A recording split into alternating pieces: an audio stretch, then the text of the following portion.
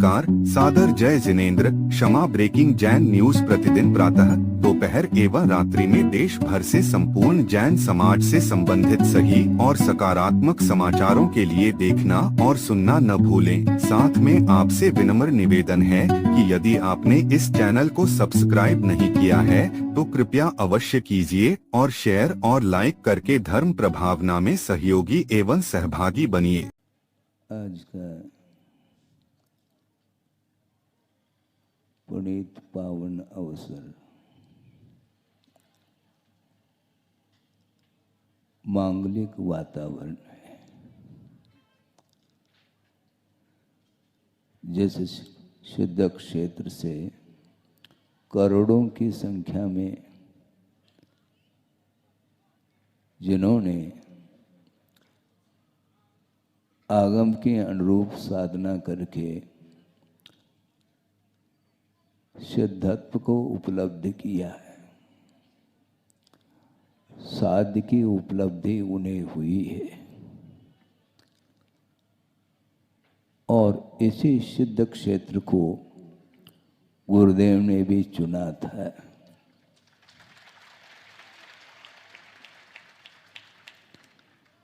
और इस सिद्ध क्षेत्र मुक्तागिरी में पार्श्व प्रभु के चरणों में गुरुदेव ने मुनि दीक्षा दी थी। उसके पूर्व में शुल्लक और ऐलक दीक्षा भी संपन्न हो गई थी। किसी सज्जन ने हमारे सामने भाव रखे कि महाराज आपने मुक्तागिरी को क्यों चुना। उनके लिए अभी उस जिज्ञासा का समाधान करने के लिए इस विषय को रख रहा हूँ। संसार में प्रत्येक संसारी प्राणी ने अनंत काल व्यतीत किया है और पंच परावर्तन के साथ उसका अनंत काल व्यतीत हुआ है, किंतु अभी तक जैसे मोक्ष की उपलब्धि नहीं हुई है। वह एक ऐसा कार्य है जिस कार्य को संपादित करने पर कोई परिभ्रमण नहीं रहेगा। यात्रा और परिभ्रमण में बड़ा अंतर देखने को मिलता है। संसार में परिभ्रमण होता है, यात्रा नहीं होती।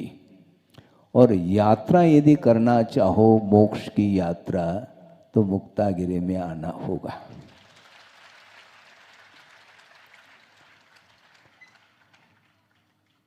काफी दिन के प्रतीक्षा में थे शुल्लक और ऐलक, जिनके लिए गुरुदेव के कर कमलों से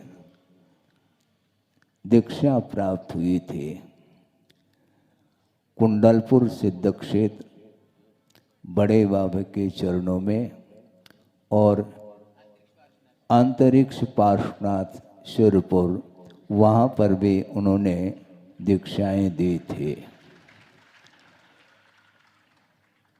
और उनकी जो पवित्र भावना के साथ जिन्हें शुल्लक एवं ऐलक आदि दीक्षा उनके माध्यम से हुई है और उनकी उस पवित्र भावना को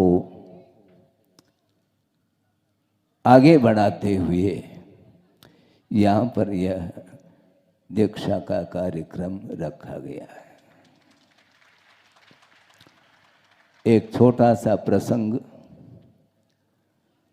आपके सामने रखना चाहता हूँ, क्योंकि कोई भी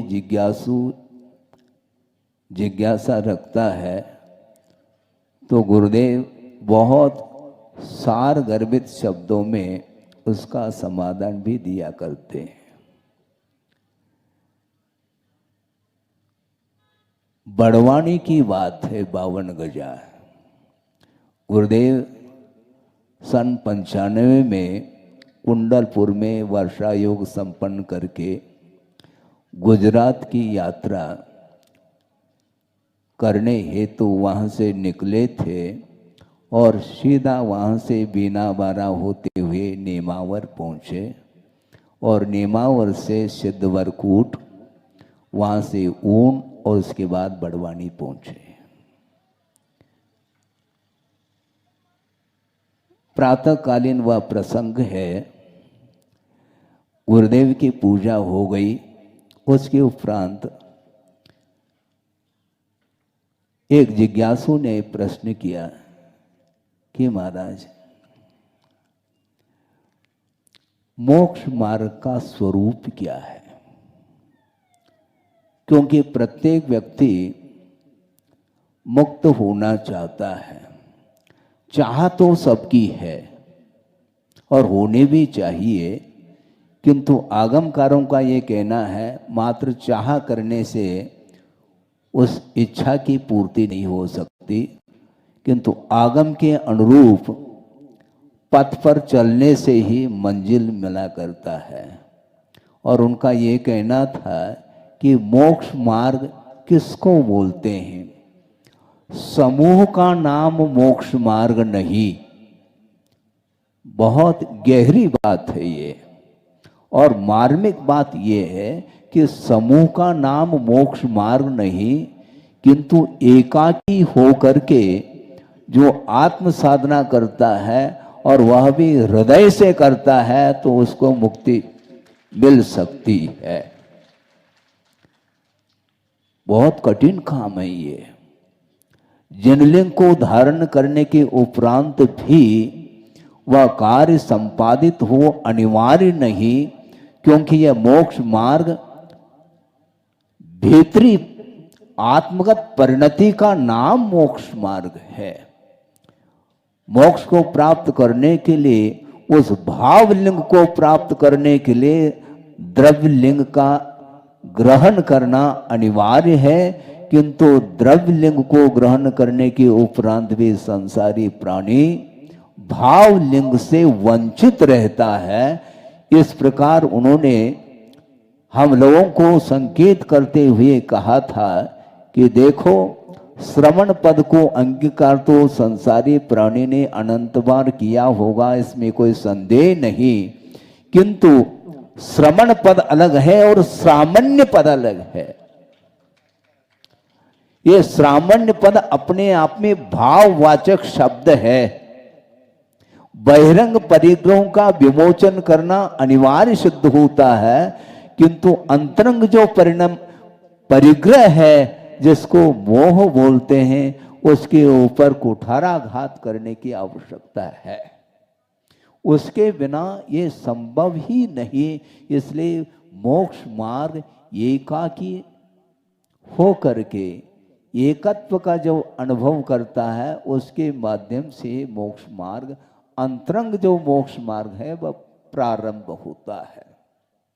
और ये जो बहिरंग जो मोक्ष मार्ग है, यह अंतरंग मोक्ष मार्ग के लिए आधारभूत माना गया है। कुंद कुंद स्वामी ने स्पष्ट शब्दों में शायद प्रवचन सार में कारिका लिखी है, और इस जनलिंग को उन्होंने करण नहीं कहा, उपकरण कहा। ये ध्यान रखें, इसको करण नहीं कहा। उपकरण अर्थात करण के लिए जो सहयोग प्रदान करता है, उसका नाम उपकरण है। जिस प्रकार आप लोग अपने आंखों से देखते हैं, अवलोकन करते हैं, पदार्थ का अवलोकन होता है, किंतु उन आंखों में यदि मान लो थोड़े बहुत कोई कमी हो, उसके लिए किसका प्रयोग करते हैं? चश्मा लगाते हैं।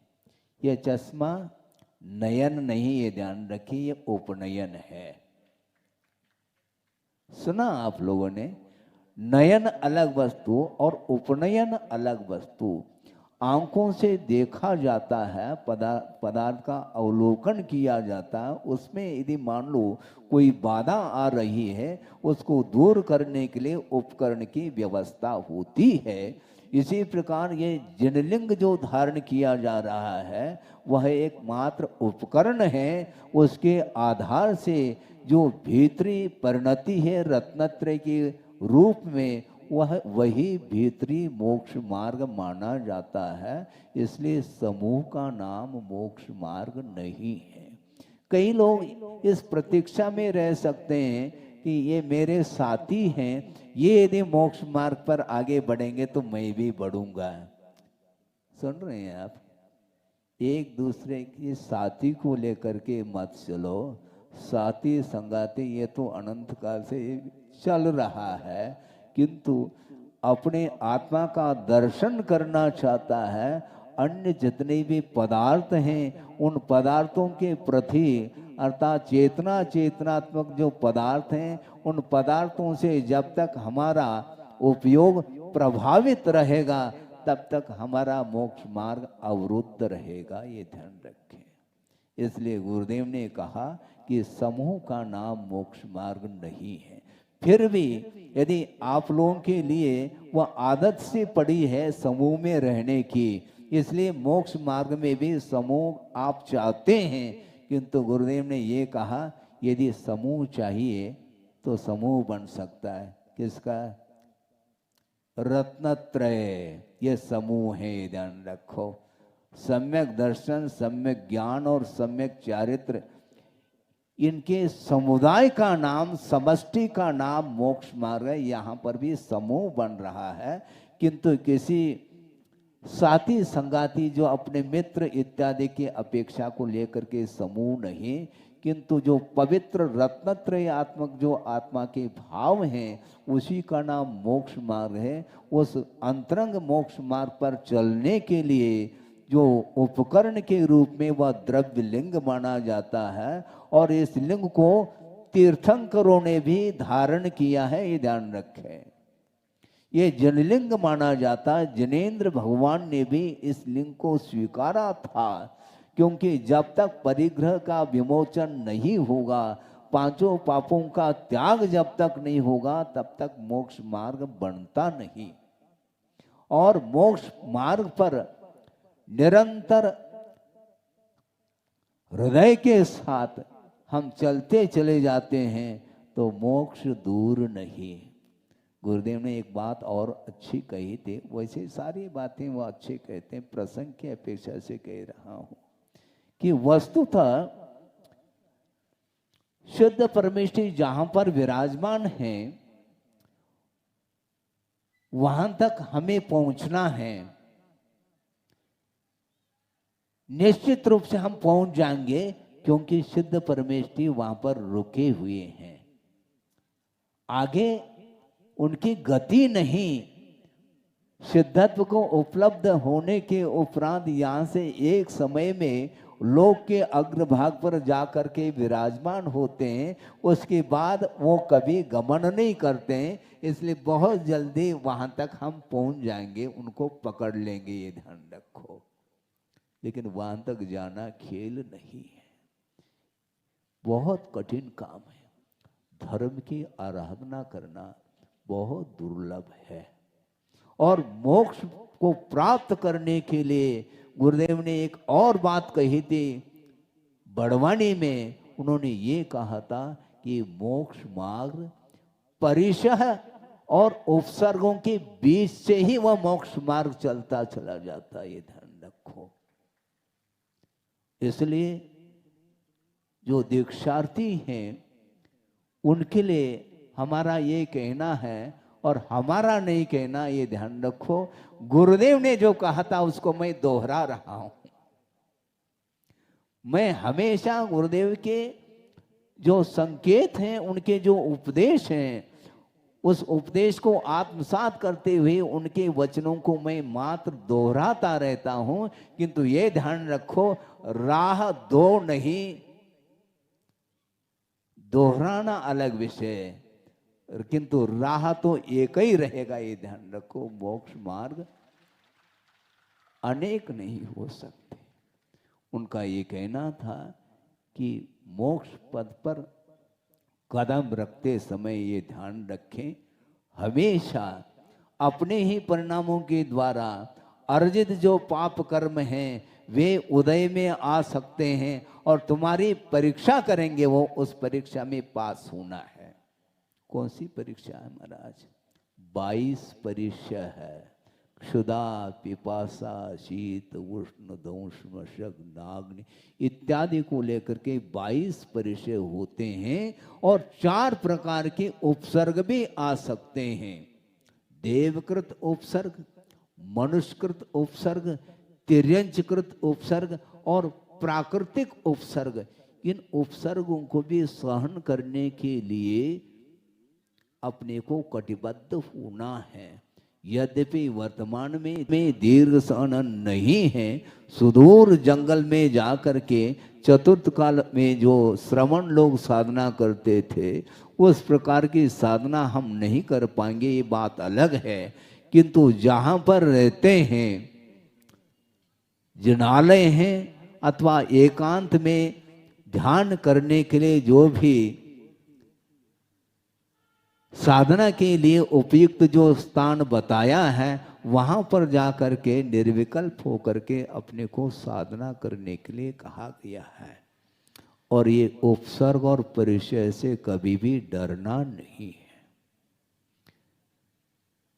मोह को समाप्त करने के लिए ये सब सामने आएंगे। विपरीत वातावरण जो निर्मित होता है उसके लिए कोई दूसरा निर्मित नहीं करता, किंतु अपने किए हुए जो कर्म है उसके माध्यम से ही विपरीत वातावरण निर्मित हो सकता है।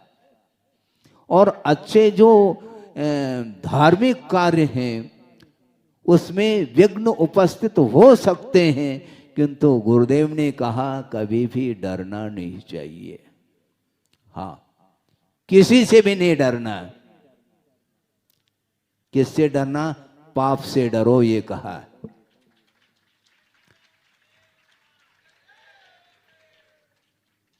कोई उपसर्ग करने के लिए आया है वह अपराधी नहीं, किंतु मैंने जो अतीत में अपराध किया है उसका यह प्रतिफल है। इसलिए सामने वाला व्यक्ति कभी भी शत्रु के रूप में नहीं रह सकता।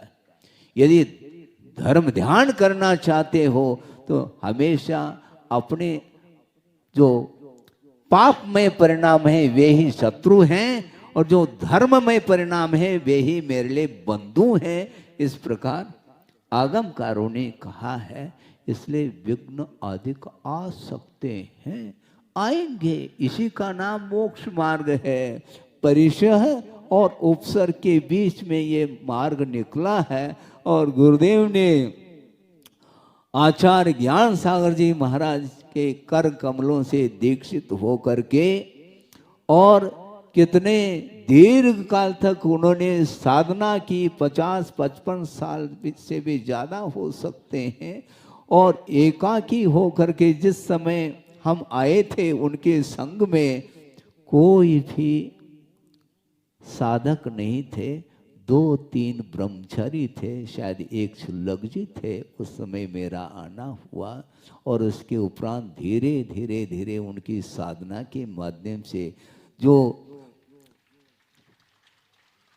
मोक्ष मार्ग का स्वरूप देखने को मिल रहा है वह न भूतो न भविष्यति।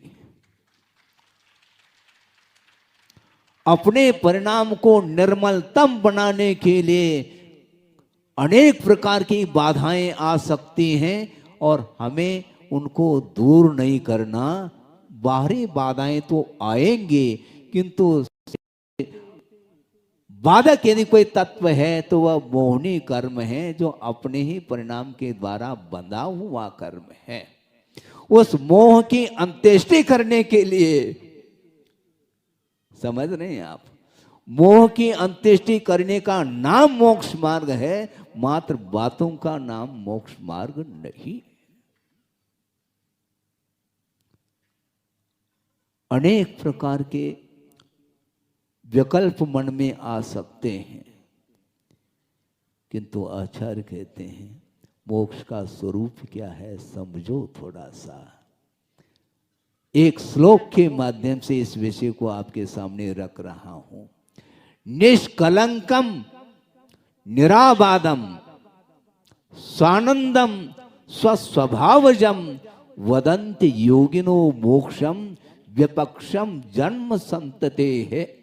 इस प्रकार आचार्य शिवचंद्र देव ने ज्ञानार्णव ने ये कारिका दी है। उन्हें स्पष्ट कहा, ज्ञानार्णव ग्रंथ शिवचंद्र स्वामी का है। उन्होंने ध्यान परक इस ग्रंथ की रचना की है और उसमें 12 अनुप्रेक्षाओं का भी वर्णन मिलता है। उस समय मोक्ष का स्वरूप क्या है इस प्रसंग में ही इस गाथा को उन्होंने दी है। निष्कलंकम कहा, कलंक से रहित है। कलंक अर्थात पाप होता है। 5 पाप जिसको बोलते हैं हिंसा, झूठ, चोरी, वासना और परिग्रह, यही कलंक है। इसके माध्यम से आत्मा अनंत काल से कलंकित होती आई है। इसलिए इस कलंक से ऊपर उठना है तो अपने परिणाम को उज्जवल बनाओ, और अपने परिणामों को उज्जवल बनाने के लिए ही मुक्तागिरी सिद्ध क्षेत्र को चुना है।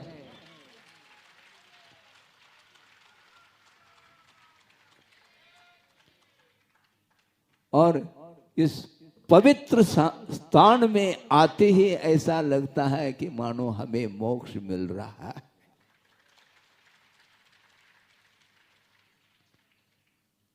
इसलिए अपने परिणामों को उज्जवल बनाने के लिए हमें धर्म की आराधना करनी है। अनेक प्रकार की बाधाएं उपस्थित हो सकती हैं। महाराज उस समय हमें क्या चिंतन करना चाहिए, इस प्रकार जिज्ञासा हो सकती है। तो आचार्य कहते हैं कि हमें उस बाधा को दूर करने के लिए नहीं जाना, किंतु जो भीतरी जो परिणाम है, जो बाधा उपस्थित कर रहे हैं, उनको दूर करने का नाम मोक्ष मार्ग है। कोई भी बाधा उपस्थित कर लें, उसके लिए हमें कोई उत्तर नहीं देना है, ये ध्यान रखो। ये गुरुदेव का कहना है। कोई ये कह सकता है महाराज उत्तर नहीं देंगे तो दुनिया कहेगी तुम डरपोक हो। बहुत अच्छा है।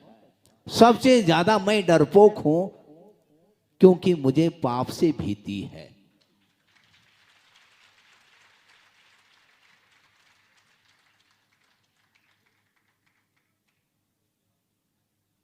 साधक को, मुनि को, श्रमण को पाप भीरु होने के लिए कहा है।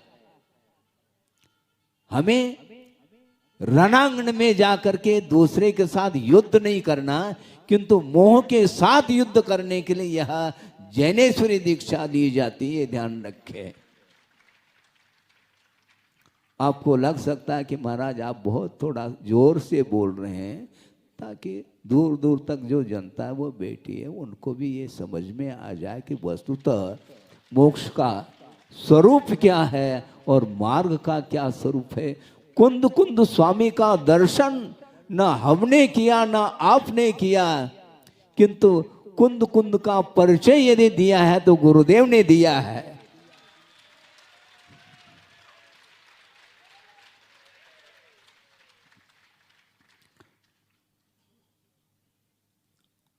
उनका बार बार श्रमण संघ के लिए अथवा चतुर्विद संघ के लिए यही उपदेश रहा है कि कभी भी डरना नहीं, क्योंकि डरने से काम नहीं चलेगा। हाँ, डरने से सामने वाला व्यक्ति हावी हो सकता है, होने दीजिए, हमें कोई बाधा नहीं।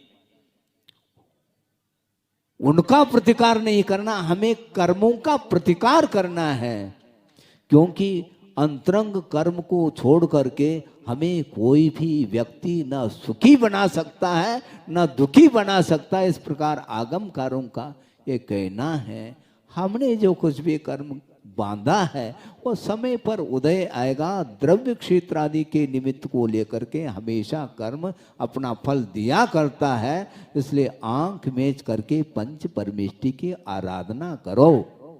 हमें और कोई इष्ट नहीं, दुनिया की कोई भी वस्तु से मैं प्रभावित नहीं हूं और ना मुझे किसी को प्रभावित करना है। उनका यही कहना गुरुदेव का। मैं जो भी कह रहा हूं गुरुदेव के ही शब्द हैं, ये ध्यान रखो।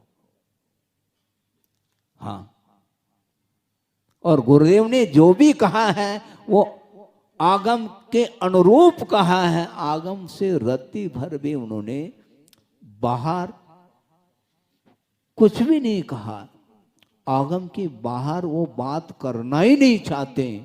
यहां तक उनका ये कहना है, कोई भी जिज्ञासा रखता है, मुझे बार बार विकल्प होता था क्योंकि लगभग 40 साल उनके चरणों में रहा, और कोई भी लोग आते थे तो वो कुछ जिज्ञासा रखते थे तो उनको यही कहता था। एक व्यक्ति ने कहा कि महाराज हमें मार्गदर्शन चाहिए। हाँ ठीक ठीक है, शांति से बैठो, यहाँ से सीधा चले जाओ और राइट हैंड के ऊपर मुड़ो, वहाँ पर गुरुदेव विराजमान हैं, वो दर्शन देंगे। मैं मार्ग आपको दिखा रहा हूँ। समझ में आ रहा है आपको?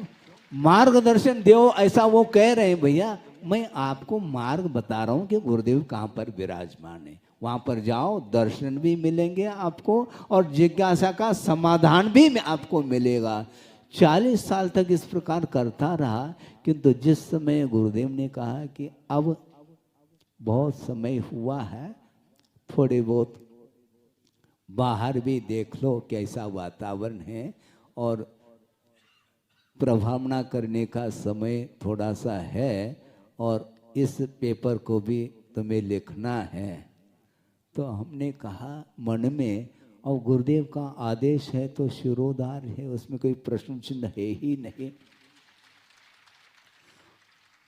और हमने सोचा अब 40 साल के बाद मैं बाहर जा रहा हूं, निश्चित रूप से सिरदर्द होगा। लेकिन हमने थोड़ा शांति से सोचा, सिर दर्द होने दो, कोई बाधा नहीं। किंतु गुरुदेव ने जिस विधि से प्रभावना की है उसी विधि से मुझे प्रभावना करनी है। कोई ज्यादा कर रहा है, कोई कम कर रहा है, इससे कोई तुलना नहीं। वस्तुतः प्रभावना उसी को बोलते हैं जो अब प्रभावना नहीं करना ही प्रभावना है। मोक्ष मार्ग बंधुओं ये ध्यान रखो, बहुत कठिन है, बहुत कठिन है, बहुत जटिल है। किंतु गुरुदेव के वाक्य तो सुनो। उन्होंने ये कहा था ब्रह्मचर्यों के सामने कि मोक्ष मार्ग जटिल है किंतु कुटिल नहीं, ऐसा कहा था। मोक्ष मार्ग में यदि कुटिलाई आ गई, उसको भव भव में भी मुक्ति नहीं मिलेगी, लिख करके रखो। क्योंकि बाहर कुछ प्रदर्शन, भीतर कुछ भाव रखने वाला व्यक्ति कभी भी मोक्ष मार्गी नहीं बन सकता। ये बिल्कुल अकाट्य सिद्धांत है। इसी को बोलते हैं द्रव्य लिंग अलग है और भाव लिंग अलग है। ये उन्होंने कहा। तब हमने सोचा अब बाहर निकले हैं तो सावधानी के साथ प्रत्येक जिज्ञासा का समाधान आगम के आधार से मुझे देना है। यदि नहीं आता है तो मैं मौन रहना पसंद करूंगा, किंतु कभी भी आगम से हट करके मुझे बोलने के लिए न आगम की आज्ञा है न गुरु की आज्ञा है। जिज्ञासा का समाधान प्रत्येक जिज्ञासा का समाधान नहीं हो सकता। आगम के आधार से आप जिज्ञासा रखो, आगम के आधार से ही समाधान मिलेगा। आप मन गढ़ंत यदि जिज्ञासा रखेंगे तो हम कहेंगे ओम शांति, उसका कोई उत्तर नहीं देंगे, ये ध्यान रखो। हाँ, आगम के अनुरूप जिज्ञासा, आगम के अनुरूप समाधान। आज क्या क्या हो रहा है दुनिया में आप सब जानते हैं। ये मीडिया का एक युग आया है, उसके माध्यम से कहाँ तक हम स्वाध्याय को करके विश्व को प्रकाशित कर पाएंगे, नहीं कर पाएंगे।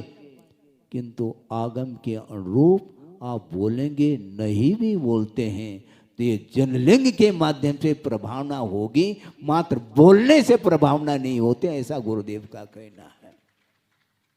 एक प्रसंग आपके सामने और रखना चाहता हूं, क्योंकि मध्याह्न में थोड़ा समय अल्प मिल सकता है, क्योंकि क्रियाएं बहुत सारी होगी इस अपेक्षा से। अभी तो काफी टाइम है, 8:33 हुए हैं।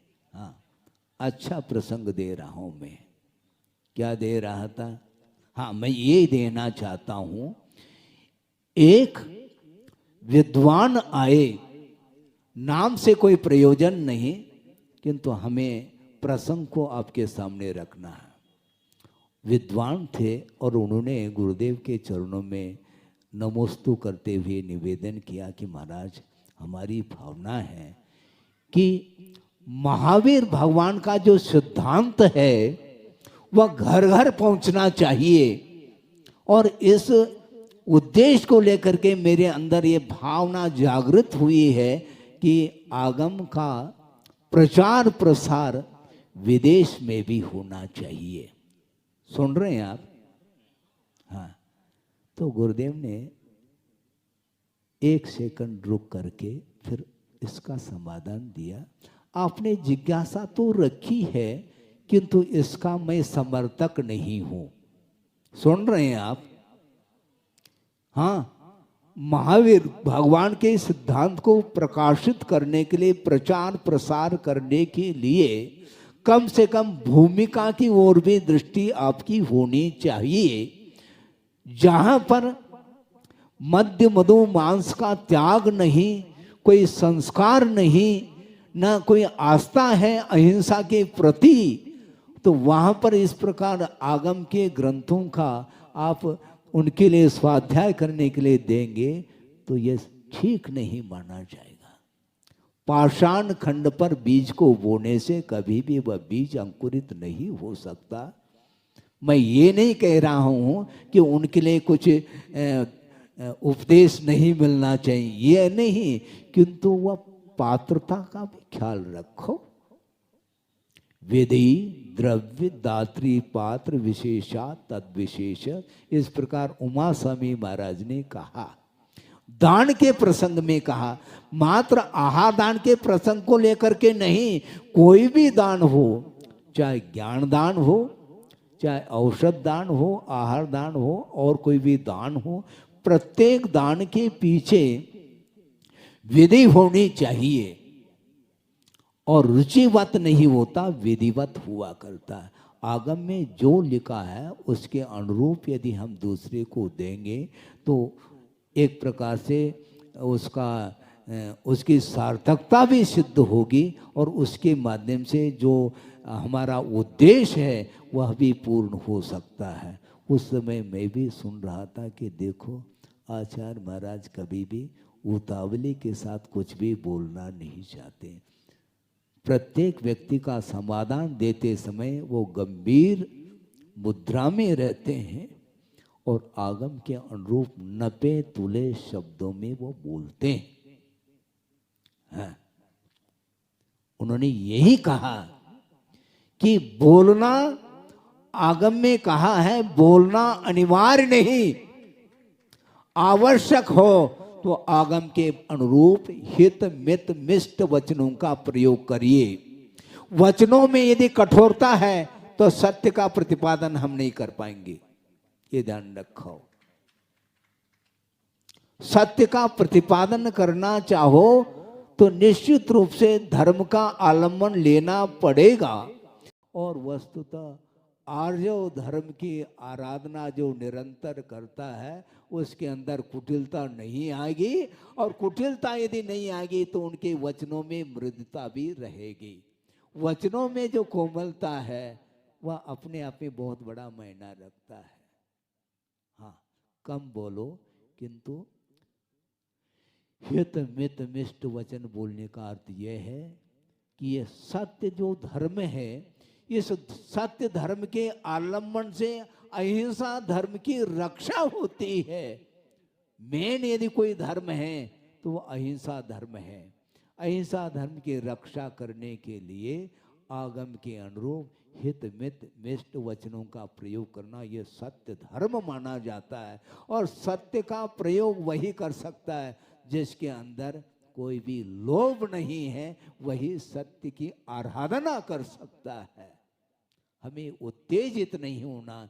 हमें हमारे लिए गुरुदेव ने ये कहा, उपसर्ग परिचय सहन करो, कहो नहीं, कहो नहीं सहो, ये कहा है। हमें कहना नहीं किसी को, हमें सहन करना है। इसी का नाम मोक्ष मार्ग है। इसलिए वस्तुतः देखा जाए, गुरुदेव ने जो साधना की है वो अद्भुत साधना है। वो मौन रह करके हम लोगों के लिए उपदेश देते हैं, और हम उपदेश देते हुए भी हमारे उपदेश को कितने लोग ग्रहण कर पा रहे हैं, इसको सोचने की आवश्यकता है। हमारा आप लोगों के लिए भी यही कहना है। गुरुदेव के तरफ से मैं कह रहा हूँ, अपने तरफ से कुछ भी नहीं कह रहा हूँ। उनका यही कहना है, समाज के लिए भी उनका यही कहना है। हमेशा पूर्वाचार्यों ने इस मोक्ष पथ पर चल करके जो मार्ग प्रशस्त किया है, इसको कभी भी कलंकित नहीं करना चाहिए। आप मोक्ष पथ पर चलो अथवा ना चलो यह अलग विषय है, किंतु गुरुदेव ने जो मार्ग प्रशस्त करके यहाँ से गए हैं उसको बिल्कुल उज्जवल बनाए रखिए, यह हमारा परम कर्तव्य है। इसलिए आप लोगों के लिए भी और श्रवण संघ के लिए भी जो भी गुरुदेव ने संबोधन दिए हैं, उन संबोधनों को, उनके उपदेश को आत्मसात करते हुए अपने शक्ति के अनुरूप आप आचरण करिएगा, जिसके माध्यम से मुक्ति मिलने में अब विलंब नहीं होगा।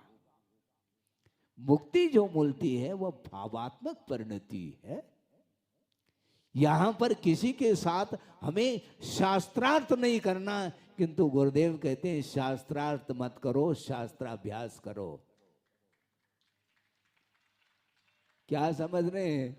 हमें किसी के साथ शास्त्रार्थ नहीं करना, किंतु शास्त्राभ्यास करने के लिए कहा, और दोष वादेश मौनम कहा। इसलिए हमें किसी के साथ वार्ता नहीं करनी है, न किसी के साथ उत्तेजित होकर के आगम के विरुद्ध कोई शब्दों का प्रयोग करना है। हमें कुछ नहीं करना। गुरुदेव ने जो कहा उसको हमें आत्मसात करने के लिए अवसर है। इसके माध्यम से ही परिणामों में हमें निर्मलता आ सकती है। आप ये नहीं समझो महाराज हम कैसे करेंगे, हम तो गृहस्थ ठहरे। हाँ ठहरो, कोई बाधा नहीं। श्रवण के योग्य मार्ग अलग है और श्रावक के योग्य भी मार्ग बताया गया है। ये धर्म का जो रथ है इसके दो पहिए हैं, एक श्रवण और एक श्रावक। इन दोनों के माध्यम से ही यह धर्म का रथ पंचम काल के अंत तक चलने वाला है। हमें चिंता की कोई बात नहीं है, क्योंकि मैं ये समझ रहा हूँ यद्यपि शरीर की दृष्टि से हम और आपके बीच में गुरुदेव नहीं हैं, इस वियोग जन्य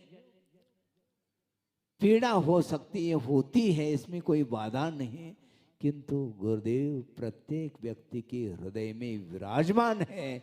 इसलिए हमारे बीच में गुरुदेव हैं, है क्या नहीं? हाँ, तव पादो मम हृदये मम हृदयम तव पदद्वये लीनम तिष्ठतु जिनेन्द्र तावत यावन निर्वाण संप्राप्ति। इसी प्रकार तिष्ठतु जिनेन्द्र तिष्ठतु मुनीन्द्र तावत यावन निर्वाण संप्राप्ति। हे भगवान, हे प्रभु और हे गुरु, आपके चरणों को मैं अपने हृदय में स्थापित तब तक करता रहूँगा जब तक हमें मुक्ति नहीं मिलेगी। इसको बोलते हैं हृदय से पंच परमेष्टि की आराधना। ये विधि है, इसके माध्यम से आप लोगों का कर्तव्य है। और श्रवण श्रवणों का भी कर्तव्य है। श्रवण संस्कृति को कायम यदि रखना है तो कुंद कुंद का परिचय जो गुरुदेव ने हमें दिया है, तो उस परिचय प्राप्त करके कुंद कुंद और गुरुदेव के अनुरूप चलने का प्रयास करिएगा। हम गारंटी देते हैं मुक्त होने में अब देर नहीं लगेगी। गुरुदेव ने ये कहा था, बीच में एक भव रखा जा सकता है। सुन रहे हैं आप? केवल बीच में एक भव रखा जा सकता है, क्योंकि रत्नत्रय की आराधना करते हुए वर्तमान में भी इंद्र पद को और लौकांतिक पद आदि भी प्राप्त किए जा सकते हैं। और अज्य वितिरयन शुद्धा अप्पा झावोन लहई इंदत्तम लोयंती देवत्तम तत्चुदा निवदिम जंती, ऐसा कहा कुंद कुंद स्वामी ने। सोचो, रत्नत्रय की आराधना, निर्दोष आराधना करने से इंद्र पद भी मिल सकता है और लोकांतिक पद भी मिल सकता है, और वहाँ से पुनः च्युत हो करके यहाँ पर मुनि बन करके रत्नत्रय की आराधना करते हुए वह मोक्ष का भाजन बन सकता है। इस प्रकार आगम का उल्लेख है और आगम के अनुरूप चलने वाले गुरु हुआ करते हैं। इसलिए गुरु के वचनों को हमें आत्मसात करना है। मध्याह्न में समय मिल जाए तो और भी कहूँगा, ऐसा ना हो कि समय ना मिले। 2-5 मिनट और लेना चाहता हूँ।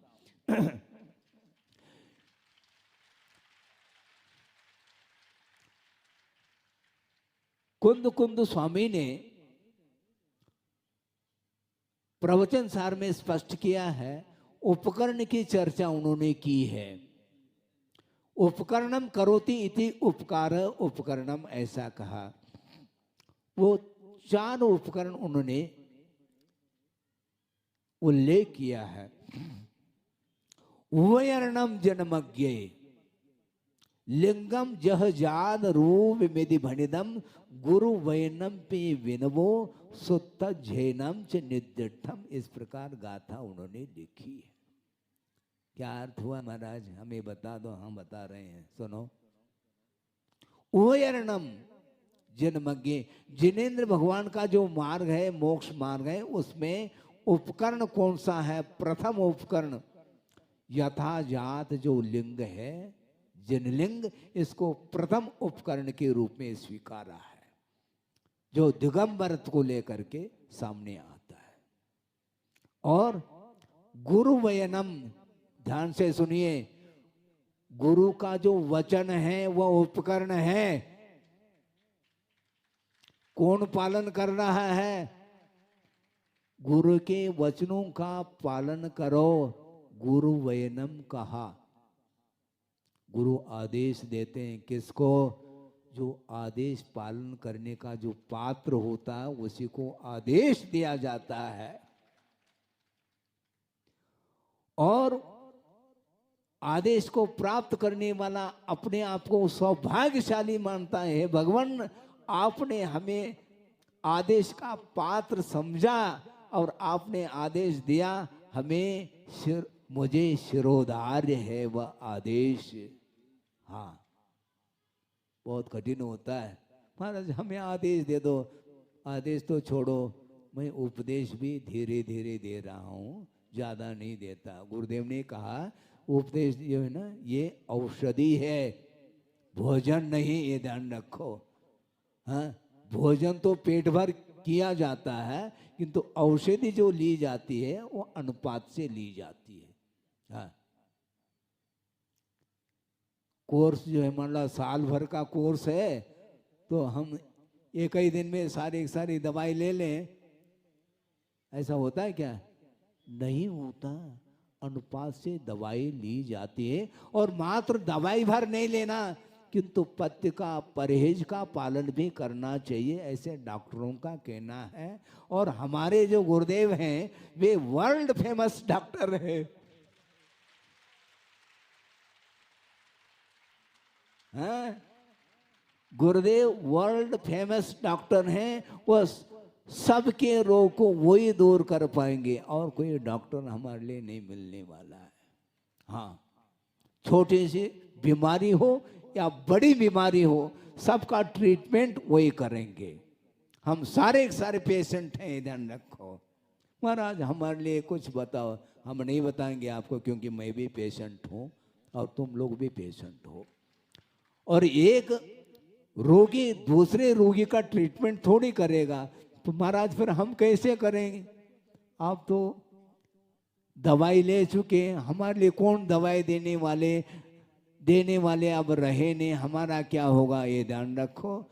गुरुदेव ने कहा है दवाई किस प्रकार ली जाती है बता करके गए हैं। मैं समय समय पर आप लोगों को भी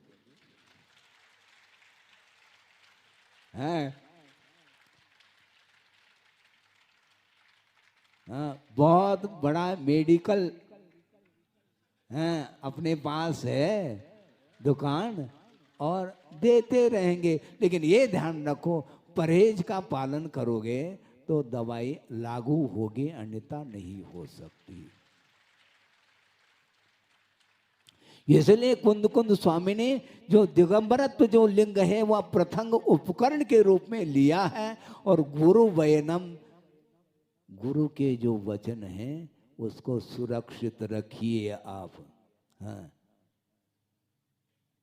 गुरु के वचन आत्मसात करो, हृदयंगम होना चाहिए। गुरुदेव ने क्या कहा उसको बार बार ध्यान में रखो। ये और मैं कहना चाहता हूं, वस्तुतः जिनेंद्र भगवान के वचनों का और गुरु के वचनों का जो उल्लंघन करता है, ये ध्यान रखो, उसके लिए अब वचन नहीं मिल पाएंगे। ये प्रज्ञापराध माना जाता है। गुरु का यही कहना है कि सम्यक ज्ञान का जो दुरुपयोग करता है उसके लिए सम्यक ज्ञान नहीं मिल सकता। प्रज्ञा का अपराध ठीक नहीं। ज्ञान मिला है इसलिए स्वच्छंद होकर के, आगम से हट करके अपने कोई भी प्रयोजन को शुद्ध करने के लिए कभी कुछ इस प्रकार हम वचन करेंगे तो कभी भी प्रभावना नहीं हो सकती। दुनिया के सामने तो हम कुछ प्रदर्शन करेंगे और परोक्ष रूप से सीक्रेट कुछ भाव रखेंगे, इस प्रकार करेंगे। ये दोहरी नीति मानी जाती, वो ठीक नहीं। हाँ, मैं कहना इसलिए उपयुक्त समझता हूं, नहीं तो अंधकार छाने वाला, ये ध्यान रखो।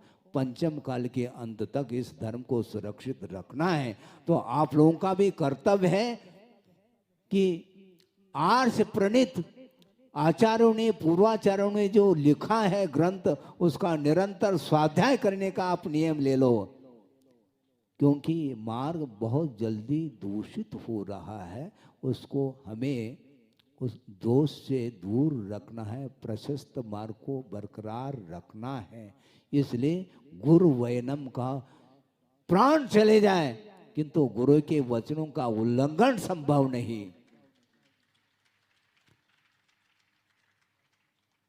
एक श्लोक आपके सामने रख रहा हूं, क्योंकि मध्याह्न में 28 मूल गुणों का आरोपण, व्रतों का आरोपण किया जाएगा।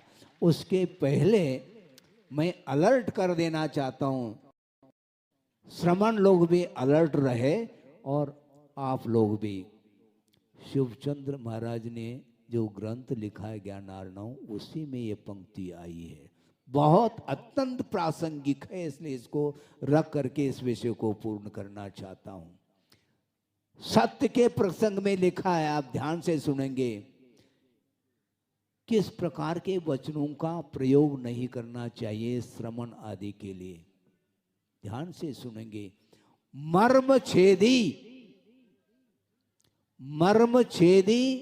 मनशल्यम च्युतस्थैर्यम विरोधकम निर्दयम च वचस्त्याजम प्राणे कंठगतैरपि। प्राण कंठगत भी हो जाए उस प्रकार के वचनों का प्रयोग श्रवण के लिए नहीं करना चाहिए। जो मर्म भेदी होता है, मर्म को भेदने वाला जो कठोर वचन होता है, उसका प्रयोग कभी भी नहीं करना चाहिए। मनशल्यम, मन में शल्य उत्पन्न हो जाए, इस प्रकार के वचनों का प्रयोग निषिद्ध है आगम में। मर्म छेदी मनशल्यम च्युतस्थैर्यम, जिसकी स्थिरता ही समाप्त हो जाए, ऐसे वचनों का कभी भी प्रयोग ना करो।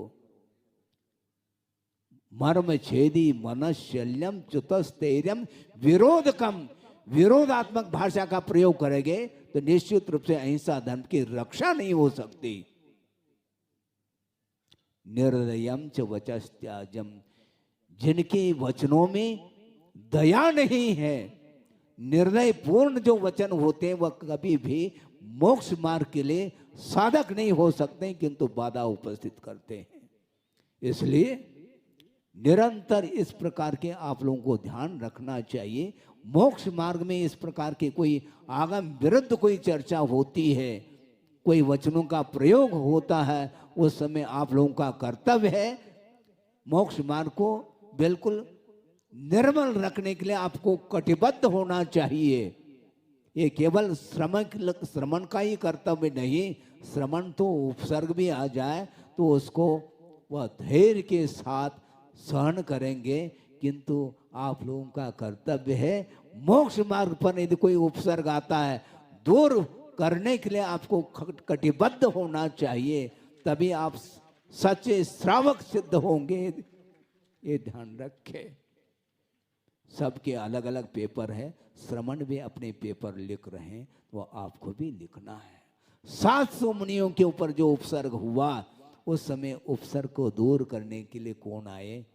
विष्णु कुमार मुनि महाराज आए और अपने उस पद से नीचे उतर करके, क्योंकि उन्हें विक्रिया रिद्धि प्राप्त थी और विक्रिया का प्रयोग करके 700 मुनियों की रक्षा की थी उन्होंने। 700 मुनि अकलंक अपने अकंपनाचार सहित जो संघ था 700 मुनियों का, और शांत मुद्रा में बैठे हैं। उपसर्ग आया है, ये अतीत में किया हुआ कर्म का उदय है, इस उपसर्ग को दूर करने का भाव उनके अंदर नहीं आया, ये ध्यान रखो। किंतु इतना पुण्य का उदय था और विष्णु कुमार मुनि महाराज आकर के उस उपसर्ग को दूर किया है। इसलिए वस्तुतः शरण लेने योग्य क्या है, हम ये पूछना चाहते हैं। 4 शरण लेने योग्य है, 5वां नहीं आ सकता। अरहंत, शुद्ध, साधु और केवली प्रणीत धर्म, ये मेरे लिए शरण लेने योग्य है। दूसरा इसमें कोई भी बाधा उपस्थित नहीं कर सकता, कि बाधा उपस्थित करने वाला व्यक्ति वह कभी भी मोक्ष पथ पर नहीं चल पाता।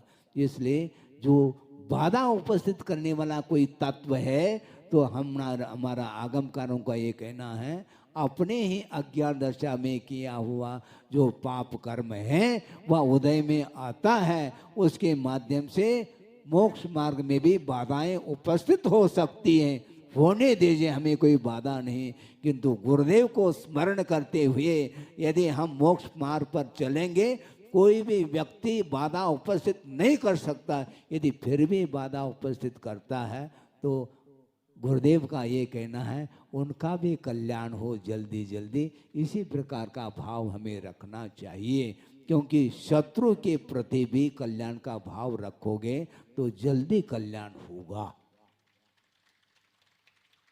हाँ, शत्रु का कल्याण को, क्योंकि जिसका कल्याण हो रहा है उसके लिए उपदेश नहीं, जो विपरीत उन्मार्ग पर चलता है उसको सन्मार्ग पर लाने के लिए, उसके प्रति भी अनुग्रह करने के लिए आगम की आज्ञा है। इसलिए सबका कल्याण हो, इस पवित्र भाव को लेकर के चलते हैं, निश्चित रूप से लक्ष्य की प्राप्ति हो सकती है, मंजिल की प्राप्ति हो सकती है। मोक्ष को प्राप्त करने के उद्देश्य को लेकर के ही पथ पर चलने के लिए आगमकारों की आज्ञा है। इसलिए निष्कलंकम, कलंक से रहित है वह मोक्ष। निष्कलंकम निराबादम कहा, उसमें बाधा नहीं आ सकती। मोक्ष में काहे की बाधा? मोक्ष मार्ग में बाधा आ सकती है, मोक्ष मार्ग में व्यवधान उपस्थित हो सकता है। श्रेयांश बहुनि विघ्नानि कहा, किंतु आगमकर्ण ने ये भी कहा विघ्नोगा प्रलयम यान्ति शाकिनी भूतपन्नगा विषम निर्विषताम याति स्तूयमाने जनेश्वरे। जिनेंद्र भगवान की स्तुति करने पर ये सारे बाधाएं विघ्न क्षण भर में वो समाप्त हो सकते हैं, वो इस पवित्र भावना के साथ। Kshama breaking Jain news YouTube channel पर विज्ञापन देकर धर्म प्रभावना में बने सहभागी।